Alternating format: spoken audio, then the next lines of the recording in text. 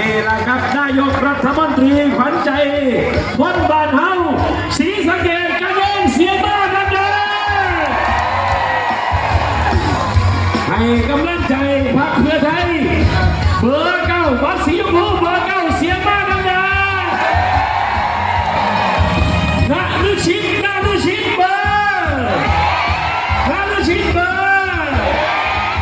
บรรยากาศแบบนี้ขอเพื่อไทย2 ใบได้บ่ได้ขอเพื่อไทยอยู่จังหวัดศรีสะเกษได้บ่ได้สู้ๆตบมือดังๆนี่แหละครับพี่น้องครับเวทีของพรรคเพื่อไทยเป็นเวทีที่เต็มไปด้วยความหวังสิเปลี่ยนประเทศไทยไปสิไป